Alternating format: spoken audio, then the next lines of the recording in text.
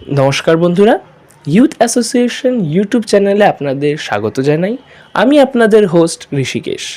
আজ 15ই ফেব্রুয়ারি রবিবার, মহাশিবরাত্রি। আমরা ইউথ অ্যাসোসিয়েশনের সদস্যরা এই মহাশিবরাত্রি পালন করছি। যেমনটাকে আপনারা এই ভিডিওর মধ্যে দেখতেই পাচ্ছেন, এখন আমরা এসেছি বাজার করতে। যদিও বা আমাদের দশকর্মা, মাটির জিনিস ইত্যাদি সব আগের থেকেই কেনা হয়ে গিয়েছিল। এখন ওই ফুল, ফল, ডাব, কলা গাছ ইত্যাদি যা যা বাকি আছে সেগুলো নিতে এসেছি। এগুলো নিয়ে আমরা বাড়ি যাব, খাওয়া দাওয়া করে একটু রেস্ট নিয়ে আবার আমাদের এই যে প্রস্তুতি পর্ব সেটাকে আমরা কন্টিনিউ করব বিকেলবেলা। 10 hours later. তো বন্ধুরা, ফিরে এসেছি আমাদের প্রস্তুতি পর্ব নিয়ে। আমরা এখন বাজে রাত 10:32, 15 তারিখ। তো আমরা ফার্স্টে আমাদের রাতে খাওয়া দাওয়া সব সেরে নিয়ে এখন আমরা বসে পড়েছি এখানে আমাদের প্রস্তুতি পর্বকে কন্টিনিউ করতে। আপনারা দেখতেই পাচ্ছেন এখন আমরা শ্রীটাকে নিয়ে আমরা বানানোর করছি, শ্রীটা বানাচ্ছি। আর আমাদের সাথে আছেন আমাদের বন্ধু, আমাদের যে আজকে ঠাকুরমশাই স্বর্ণদীপ ব্যানার্জি, আর ওইদিকে আছে অর্পণ নস্কর। তো এখন আমরা আমাদের প্রস্তুতি পর্বটাকে এগিয়ে নিয়ে যাচ্ছি।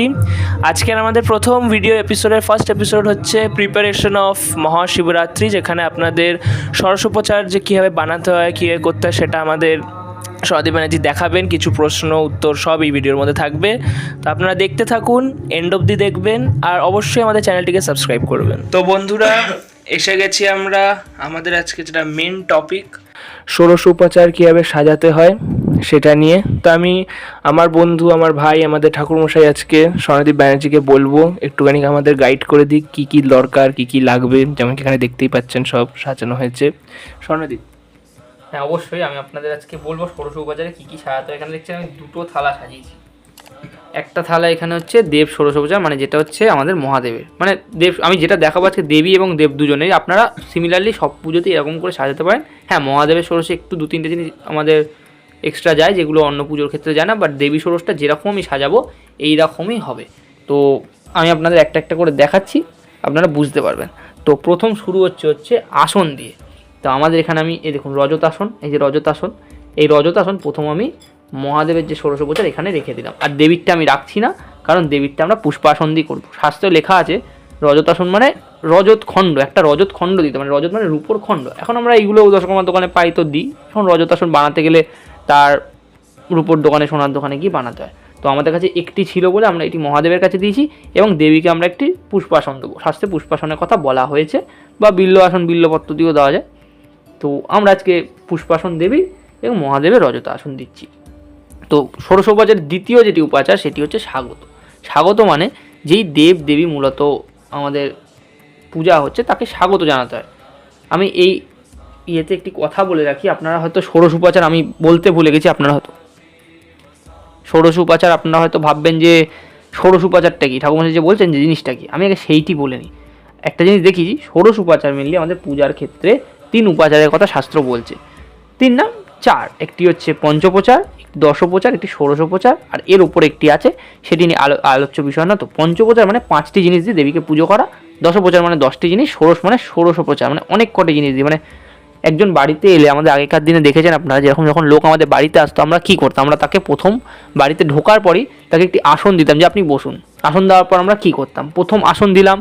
এবার দ্বিতীয় আমরা কী করবো, তাকে স্বাগত জানাবো। আপনি যে এসছেন তা থ্যাংক ইউ, যে এখনকার ভাষায় যদি বলি তাকে গ্রেটফুলনেস দেখানো বা থ্যাঙ্কফুলনেস দেখানো, মানে তাকে গ্রিট করা। সেই গ্রিটগুলো করাটা কি এখন আমাদের শাস্ত্রে দেওয়া আছে স্বাগত। সেই স্বাগতের একটি মন্ত্র আছে, সেটি যথামন্ত্র মানে আপনারা পেয়ে যাবেন। তো সেই মন্ত্রটি আমি বলছি না। এরপরে আসছি আমরা পাদ্য। পাদ্য মানে পা ধোয়ার জল। তো পা ধোয়ার জলটি আমি রেডি করছি, আপনারা দেখুন। পা ধোয়ার জলে বেশি কিছু না, পা ধোয়ার জলে দেবো হচ্ছে আমি গঙ্গা জল প্রথমে। বন্ধুরা, আমরা প্রথম দেখলাম আসন, স্বাগত, এবং তৃতীয় হচ্ছে পাদ্য। পাদ্যকে শাস্ত্রে বলছে, কালিকা আদি পুরাণ বা দেবী পুরাণ শাস্ত্র বা যে কোনো সেই ভাগবত দেখে নিন, সেখানে বলছে পাদ্য মানে তার মধ্যে 3টে জিনিস যাবে। একটি হচ্ছে গঙ্গা জল, তার মধ্যে দুর্বা এবং অক্ষত। অক্ষতটি কিন্তু শ্যামা চাল হতে হবে, আমরা নর্মাল চাল ইউজ করতে পারবো না, শ্যামা চাল দিতে হবে। তো আমি প্রথমে পাদ্যটি প্রিপেয়ার করে নিচ্ছি, আপনারা দেখুন।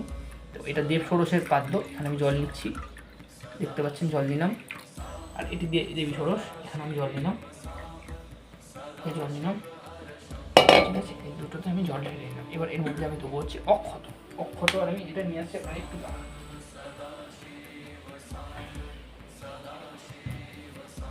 গঙ্গা জল দিয়ে নিয়েছি। এবার শ্যামা চাল, আপনারা যে কোনো দশকর্মার দোকানে শ্যামা চাল পেয়ে যাবেন। শ্যামা চালটি খুব খুঁজতে হবে এমন কিছু না, শ্যামা চাল বললেই পাওয়া যায়। তো আমি একটু শ্যামা চাল দিয়ে দিলাম। এই শ্যামা চাল দুটি পাত্রে আমি শ্যামা চাল দিয়ে দিলাম।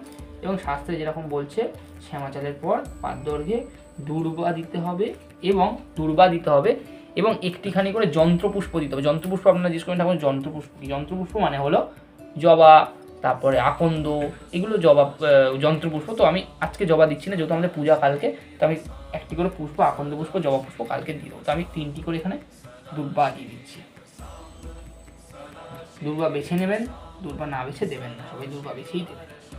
আমাদের এগুলো বাছাই রয়েছে, আমরা এগুলো দিয়ে দিলাম। এই দূর্বা মানে আমাদের আসন হয়ে গেল, পাদ্য হয়ে গেল। এবং আসন পাদ্যের পর হচ্ছে অর্ঘ্যটি বেঁধে রেখেছি, আমি দেখতেই পাচ্ছেন অর্ঘ্যটি। এই দুটো অর্ঘ্য বাঁধা আছে দুই দেবীর, মহাদেব এবং দেবী পার্বতীর। অর্ঘ্যের মধ্যে আমরা দিয়েছি হচ্ছে জব। প্রথম বলি 108টা দূর্বা আছে, 108টি চাল আছে। আতপ চাল বা শ্যামা চাল দিয়ে করতে পারেন। আতপ চালটি আমি প্রেফার করবো। আতপ চাল 108টি দূর্বা, 108টি আতপ চাল, একটি করে হরিতকি আর কিছু জব। এই দুটোই একইভাবে তৈরি করা আছে, আলাদা কিছু না। একটা করে যন্ত্রপুষ্প ভেতরে দেওয়া আছে, মানে জবা আর এতে আকন্দ দেওয়া আছে। তো এটা তৈরি করা আছে, এটা আমি এখানে দিয়ে দিলাম। এটা বাবার ষোড়শে গেল, আর লালটি মায়ের ষোড়শে যাবে। অর্ঘ্য হয়ে গেল। অর্ঘ্যটি হচ্ছে আমরা পাদ্য দিলাম, পা ধোয়ার জল দিলাম। এবারে আপনারা দেখবেন এখনও যদি বিয়ে বাড়িতে যাই, আমরা একটা জিনিস এখনও প্রচলিত আছে, আমরা আসার পরে যখন বিয়ে বাড়িতে ঢুকি না, হাতে একটা গোলাপ দেয়। সেই প্রথাটি কিন্তু এই ষোড়শোপচার প্রথার মধ্যেই পড়ছে। হাতে যেরকম গোলাপ দেয়, সেরকম গ্রিটিংস জানার জন্য হাতে একটি অর্ঘ্য, তাকে একটি ওইটা দেওয়ার মতনই, গোলাপ দেওয়ার মতন, তাকে এই অর্ঘ্যটা দিচ্ছে। অর্ঘ্যের পর হচ্ছে আচমনীয় দিতে হবে। আচমনি মানে যেটা দিয়ে তিনি মুখ ধোবেন। আচমনি হচ্ছে বলছে, শাস্ত্রে বলছে আচমনিয়তে কিছু জিনিস আমাদের গুঁড়ো করে রাখা আছে, দেখতে পাচ্ছি এখানে আছে হচ্ছে ওই মৌরি বলুন, তারপরে এলাচ বলুন, লবঙ্গ বলুন, এগুলো গুঁড়ো করা আছে, এগুলো শাস্ত্রে দিতে বলছে। তো এগুলোর সাথে গঙ্গা জল মিশ্রিত করে দেবো। তো আমরা এখানে গঙ্গা জল নিয়ে নিচ্ছি প্রথমে। এটি দ্বিতীয় পাত্রে ঢালছি, আপনারা দেখবেন ভালো করে লক্ষ্য করে। দ্বিতীয় পাত্রে এই গঙ্গা জল গেল, এটিতে আমরা গঙ্গা জল ঢেলে নেব। এই গঙ্গা জল ঢালা হলো, এতে আমরা দিয়ে দেবো হচ্ছে এই যে গুঁড়োটি করে রেখেছি, অল্প করে আমরা দিয়ে দেবো। আচমনি আমি একবারেই দুটো বানিয়ে রাখছি, কারণ একটি আচমনীয় হয়। আচমনীয়র পর দেবো মধুপর্ক। মধুপর্ক আমার প্রিপেয়ার করা, দেখতে পাচ্ছেন মধুপর্কে কী কী দিচ্ছি। মধুপর্কে দই, মধু এবং ঘৃত এবং চিনি সব আমার দিয়ে মিশ্রিত করা আছে। মধুপর্কের মাপটি বলে দিই।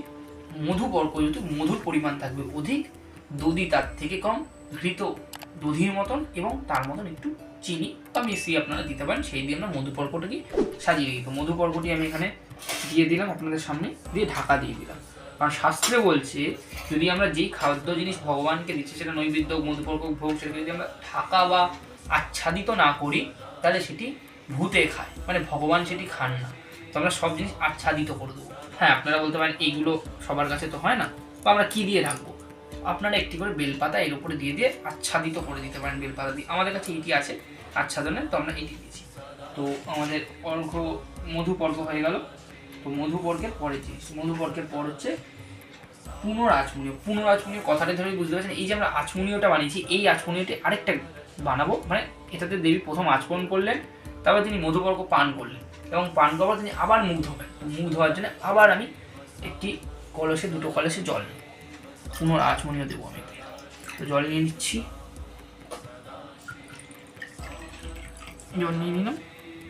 একই প্রসেস দেখতেই পাচ্ছেন আপনারা। আবার এই যে মিশ্রণটি আমি তৈরি করে দিই, এই মিশ্রণটি আমি এতে একটু দিয়ে দেবো, এতে একটুখানি।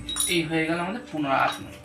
পুনরাচমনীর পর এবার দেবীকে বা দেবকে, মানে যেই ভগবানের পুজো করি আমরা, সেই দেব কি দেবী, তাকে স্নানীয় দিতে হবে, মানে স্নানের দ্রব্যাদ দিতে হবে। স্নানের দ্রব্যাদ দিতে আপনারা অনেক কিছুই দিতে পারেন, আমি যেটি দিচ্ছি আপনাদের বলছি। তো আমি প্রথম দেবো হচ্ছে গঙ্গার জল। পরিমাণটা কম রাখবো, কারণ আমি অন্য কিছু অনেক কিছু মেশাবো, তো পরিমাণটি অতি সামান্য রাখবো। এখানে খুব কম দিলাম।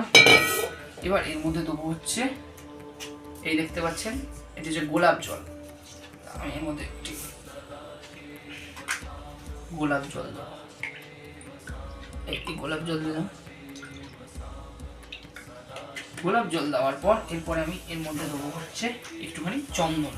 তো চন্দন আমার কেনা আছে, খুব গোলা চন্দন, খুব ভালো। আপনারা গোলা চন্দন যদি কিনে নেন আপনাদের সুবিধা হবে করতে। তো গোলা চন্দন একটুখানি আমি নিয়ে নেবো। এই এই চামচটি নিয়ে নিই, কারণ আমার ওই কাজটি হয়ে গেছে। গোলা চন্দন আমি নিয়ে নিচ্ছি স্নানীয় জলে, আরেকটি আমি নিয়ে নিচ্ছি এখানে। আমরা স্নানীয় বানাচ্ছিলাম, স্নানীয় মধ্যে আমরা গোলাপ জলটি দিয়ে দিচ্ছি। গোলাপ জলের পর দেবো হচ্ছে অঙ্গুরটি আমি খুলে নিচ্ছি। আমরা স্নানীয় জলে এই দিলাম অঙ্গুর, এই দিলাম অঙ্গুর। স্নানীয় জলে আরও কিছু দেওয়া যেতে পারে, তবে এখন আমি আর কিছু দেবো না, স্নানীয় জলে এই দুটোই দেবো, একটু যন্ত্র পুষ্প দিয়ে দেবো। এবার স্নানীয়র সাথে আমি একটি কথা বলে রাখি, স্নানীয়র সাথে আমাদের দেবী বা দেবকে গন্ধ তৈল দিতে হয়, মানে স্নানীয়র আগে দিতে হয়, এটা আমি বলতে ভুলে গেছি। স্নানীয়র আগে গন্ধ তৈল, তারপরে স্নানীয়, মানে যখন আমি নিবেদন করবো তখন অবশ্যই আপনারা আগে গন্ধ তৈলটা দিয়ে নেবেন, তারপর স্নানীয়টা দেবেন। আমি সাজাচ্ছি বলে পরপর সাজাচ্ছি। এখানে আমি দেবীর যে গন্ধ তৈলটা আছে সেটি দিয়ে নিচ্ছি। এই গন্ধ তৈল দিয়ে দিলাম, এবং গন্ধ তৈলটা আমি আটকে এখানে দিয়ে দিলাম, কারণ নিবেদন করার সময় আমাকে গন্ধ তৈলটা নিবেদন করতে হবে। এখানে গন্ধ তৈলটা রেখে দিলাম, এবং মহাদেবের গন্ধ তৈল সেটাও আমি এখানে দিয়ে দেবো।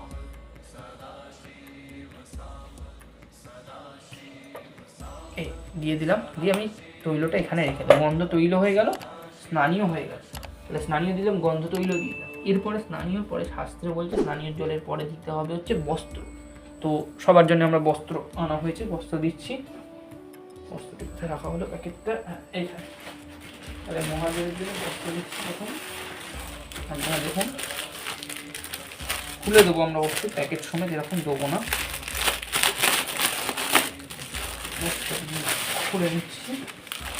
এটি হচ্ছে উত্তরী, মানে বস্ত্রের মধ্যে কিন্তু ধুতি এবং উত্তরী আমাদের দুটোই দিতে হবে। ভগবানের ক্ষেত্রে একটি দিলে কিন্তু হবে না, ধুতি এবং উত্তরী আমি এই দুটোই এইখানে রেখে দিলাম। ধুতি উত্তরীয় হয়ে গেল। তাহলে ধুতি উত্তরীয় দেওয়ার পর আমি এখানে দেবো হচ্ছে দেবীর শাড়ি। দেবীর জন্য যে শাড়িটি আমরা এনেছি শাড়িটি দেবী সরস্বতী। জায়গার আপনারা দেখতেই পাচ্ছেন বন্ধুরা, আমাদের একটু খুব ছোট জায়গার মধ্যেই পূজা আমাদের, তো একটুখানি আমাদের ম্যানেজ করতে হচ্ছে সব, সেইখানে আমি করছি। তাহলে আমি শাড়ি দিয়ে দিলাম। এখানে শাড়ি মানে বস্ত্র পরে দিতে হবে হচ্ছে আভরণ। আভরণ এবং মহাদেবের ক্ষেত্রে আমাকে অনেকজন জিজ্ঞেস করে আভরণ কী দেবো। তাহলে মহাদেবের ক্ষেত্রে আভরণ সেরকম কিছু হয় না, আমরা যজ্ঞোপবীতটা দিতে হবে হচ্ছে। যজ্ঞোপবীতটা আমি বলে দিই, যজ্ঞোপবীত কিন্তু দেবেন হচ্ছে বস্ত্রকে কিন্তু উপবীত বস্ত্র দেবেন, কোনোদিনও বস্ত্র কিন্তু উপবীত ছাড়া দেবেন। এই উপবীত যজ্ঞোপবীত আমি বস্ত্র, যজ্ঞোপবীত মানে হচ্ছে পইতে, সেটি দেবীর ক্ষেত্রেও হবে এবং দেবের ক্ষেত্রেও হবে। এর ভেতরে আমি এটাকে ঢুকিয়ে তাহলে উপবীত বস্ত্র দিলাম, এখানেও আমার উপবীত বস্ত্র হয়ে গেল। তাহলে দেবীর আবরণটা আমি আগে দিয়ে দিই, তারপর মহাদেবের আবরণ দেখাচ্ছি।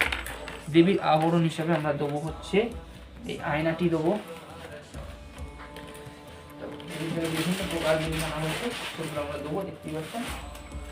আলতা, সিঁদুর দেবো দেবীর জন্য, এবং কিছু হাজার দ্রব্য আদি দেবো, এগুলো আমি এখানে দিয়ে দিলাম।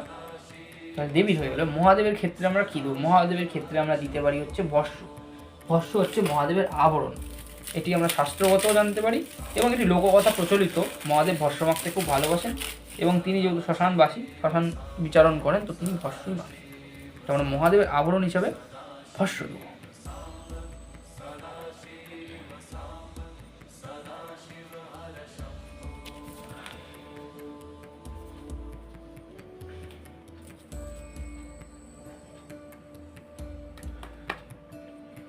এই ভস্যটা নিয়ে নিলাম, এটি আমি মহাদেবের আবরণ হিসাবে ব্যবহার করবো। মহাদেবের আবরণ এইটি হলো মহাদেবের আবরণ হয়ে গেল। তাহলে দেবীর আবরণ হয়ে গেল, মহাদেবের আবরণ। তাহলে দেবীর ক্ষেত্রে আমি একটি কথা বলে দিই, দেবীর ক্ষেত্রে কিন্তু আরেকটি জিনিস অ্যাড হবে, মানে আবরণের পর আমাদের দিতে হবে শঙ্খাভরণ। এটা কিন্তু মহাদেবের বা দেব ষোড়শে কাজে লাগে না, এটি একমাত্র আমাদের যখন আমরা দেবী ষোড়শ গোছাবো তখন এটি আমাদের কাজে লাগে। এটি হচ্ছে শঙ্খাভরণ, দেবীর ক্ষেত্রে এই শঙ্খাভরণ আমরা দেবো। তাহলে শঙ্খাভরণ আমরা দিয়ে দিলাম। এবার মহাদেবের ক্ষেত্রে আরেকটি 2-3টে জিনিস প্রচলিত আছে, সেগুলো আমি দেবো। যেমন এই গঞ্জিকা দ্রব্য, এর মধ্যে গঞ্জিকা এখন দিইনি, সেগুলো আমি কালকে রেডি করবো, এখন তো রাত্রিবেলা এগুলো রেডি করা যাবে না। এইটি কাঁটা ফল, ধুতরা ফল, এইগুলো মহাদেবের ক্ষেত্রে আবরণের ক্ষেত্রে দেওয়া যেতে পারে। আমি এটি এখানে রেখেছিলাম। দেবীর ক্ষেত্রে এই জিনিস। এবার মানে আবরণের পর আমার একটা প্রশ্ন আছে, ঠিক আছে? বলো অর্পণ ভাই। আমার একটা প্রশ্ন আছে যে মেন আমরা সবসময় দেখেছি যে মানে স্ত্রীদের হচ্ছে কোনোদিনও ওই পইতে হয় না, ঠিক আছে, তো এখানে আমরা আবরণে পইতে দিলাম কেন, এটা সবার প্রশ্ন থাকে একটা। এটা অনেকজনই প্রশ্ন থাকে যে দেবীর ক্ষেত্রে কেন পৈতে দিচ্ছি, আমরা দেবের ক্ষেত্রে পৈতে দিচ্ছি। শাস্ত্র সঙ্গত বলছেন দেবী দুর্গা বলুন, জগদ্ধাত্রী বলুন বা যে কোনো দেবী, এনারা যজ্ঞোপবীত ধারণ করেন। আমি একটি উদাহরণ দিয়ে দিচ্ছি, সব দেবীর ক্ষেত্রে আমরা দেখতে পাই না, কিন্তু আমরা জগদ্ধাত্রীর ক্ষেত্রে দেখতে পারি। তার ধ্যান মন্ত্র বলছেন তিনি নাগ যজ্ঞ উপবীত ধারণ করেছেন, মানে তিনি নাগকে নিজের যজ্ঞ উপবীত হিসেবে ধারণ করেছেন। মানে যজ্ঞ উপবীত মানে হচ্ছে পৈতে, তিনি কিন্তু নাগকে ধারণ করেছেন, মানে সর্পকে তিনি যজ্ঞ। তাহলে আমরা সেইখান থেকে একটি প্রমাণ পাচ্ছি যে দেব শুধু না, দেবীরাও যজ্ঞোপবীত ধারণ করেন। তো সেইখান থেকেই বলতে পারেন শাস্ত্রসঙ্গতভাবে এসছে, বা লোক প্রচলিত কথাও বলতে পারেন, বা এই থেকেই আমরা জেনে এসেছি। তবে শাস্ত্রের নিয়ম আছে, এটা আমি জানি। এবং আমাদের বইয়ে, পূজার বইয়ে যে কোনো যখন ষোড়শোপচার পূজা দেখবেন, সেখানে বস্ত্রতে লেখাই থাকে স্ব-উপবীত বস্ত্র, সেটা দেবীর ক্ষেত্রেও কিংবা দেবের ক্ষেত্রেও। তো আমরা স্ব-উপবীত বস্ত্র সবসময় স্বাস্থ্যসঙ্গতভাবে দেবো, কারণ দেবীও যজ্ঞোপবীত ধারণ করেন, এটি স্বাস্থ্য সিদ্ধান্ত। আমার মনে এটা ক্লিয়ার হয়েছে সবার। তাহলে এরপরে তাহলে বস্ত্র হয়ে গেল, আবরণ হয়ে গেল। তাহলে আবরণের পরে আমাকে দিতে হবে যে গন্ধ। গন্ধের ক্ষেত্রে শাস্ত্রে 3টি জিনিস বলা হচ্ছে। আমরা কিন্তু গন্ধ হিসেবে অনেকজনই জানি, বা অনেক ভুল দিয়ে দিয়ে যে অগুরু সেন্ট একটু দিয়ে দেবো, এগুলো দেবো না। গন্ধের ক্ষেত্রে আমাকে 3টি দ্রব্য মিশ্রিত করে দিতে হবে। প্রথম দ্রব্য হচ্ছে কর্পূর। কর্পূর আমরা জানি, কর্পূর ছাড়া কোনো গন্ধ শুরু হয় না। তো কর্পূর একটুখানি আমি নিয়ে নেবো গন্ধের জন্যে। এখানে একটুখানি কর্পূর দিয়ে দেবো এই গন্ধে, এখানে কর্পূর দিয়ে দেবো গন্ধে। তো কর্পূর দেওয়ার পর দেবো হচ্ছে আমি এখানে গন্ধের মধ্যে অগুরু, দেখতেই পাচ্ছেন অগুরু দিয়ে দিলাম, অগুরু।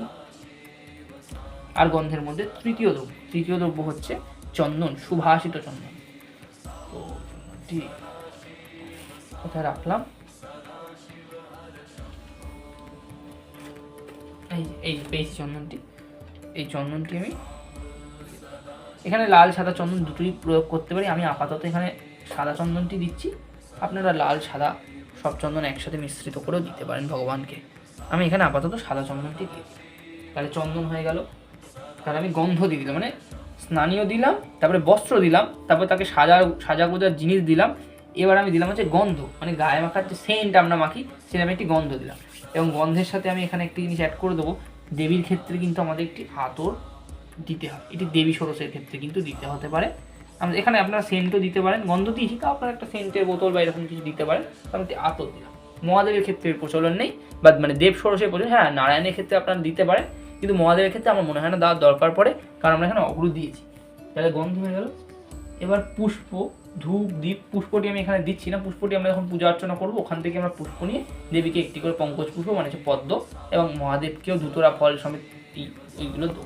মহাদেবের ক্ষেত্রে কিন্তু এখানে অবশ্যই ধুতরা ফলটি রাখবেন। ধুতরা ফল কিন্তু ছাড়া মহাদেবের পুজো হবে না, ওটি কিন্তু অর্চনা করে দিতে হবে আমাদের। তাহলে পুষ্প হয়ে গেল। এবার ধূপ দ্বীপ দিতে হবে। আমি একটি ধূপ দ্বীপের কথার মধ্যে একটি কথা বলে রাখি।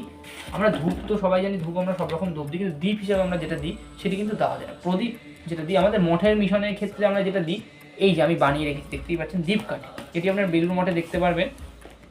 এইটি খুবই প্রচলিত একটা জিনিস, দীপকাঠি। এটা তৈরি করেছি হচ্ছে তুলোকে কাঠির মধ্যে মুড়িয়ে তার মধ্যে আমি তেল আর ঘি মাখিয়ে রেখেছি। তো এইটি আমি তিনটে করে দিয়ে দেবো। পুরো দেখো ধূপটা কোথায় ওখানে রাখা আছে কিনা, তোমার পেছনে দেখো ধূপটা, এখানে ধূপ নেই। আমি দেখছি ধূপটা তো ওইদিকে রাখা আছে, ধূপ আমি আনতে ভুলে গেছি, আমি ধূপটা নিয়ে আসছি। ধূপকাঠি আমি তিনটে করে ওইদিকে দিই। ও এই যে ধূপকাঠি আমি এনেছি, হ্যাঁ বন্ধুরা ভুলে গেছিলাম, ধূপকাঠি এনেছি। তো ধূপকাঠি আমি এখান থেকে খুলে নেবো প্যাকেট থেকে। ধূপ কিন্তু শুধু এরকম না, আমাদের অনেক কটি ধূপ দিয়ে, তো আপাতত আমি এখানে 3টে রাখছি। পরে কালকে জায়গার অভাবে আমি ধূপ বেশি দিতে পারিনি, এখানে যাওয়া যায় না। আপাতত এখানে 3টে ধূপ আমি রাখছি। 3টে দ্বীপ কাটি দিলাম, 3টে দ্বীপ, 3টে ধূপ, 3টে দ্বীপ, 3টে ধূপ দিলাম। মহাদেবের ক্ষেত্র 1, 3টে ধূপ, 3টে দ্বীপ কাঠি,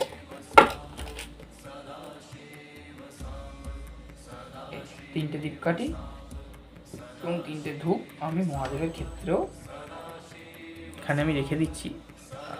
একটু সাইড করেই রাখছি, এখানে দিয়ে দিলাম, মহাদেবেরও দিয়ে দিলাম।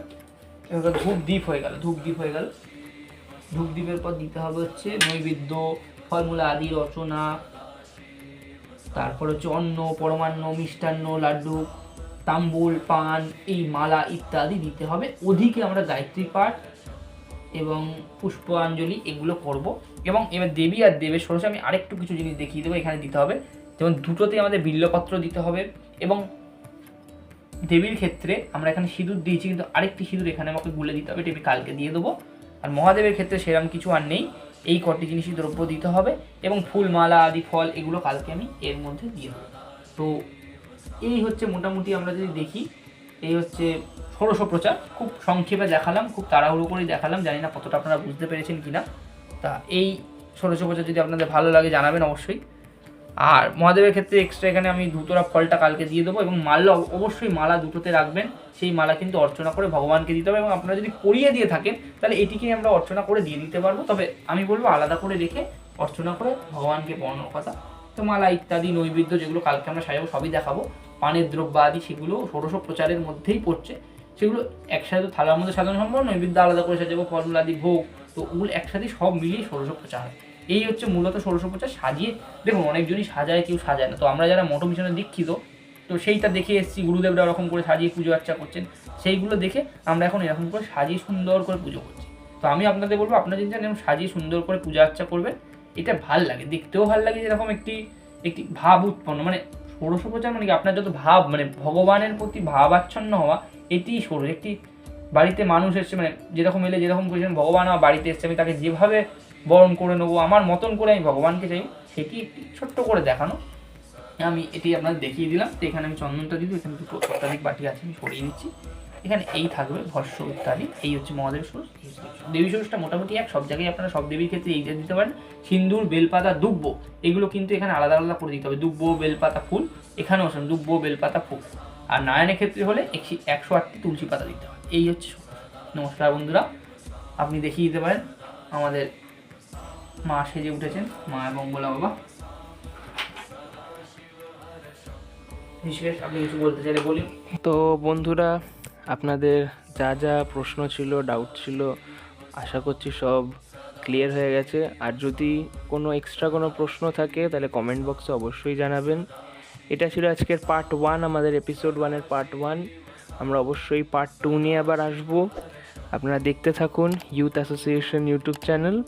শীঘ্রই আমরা পার্ট 2 নিয়ে আসছি। ধন্যবাদ।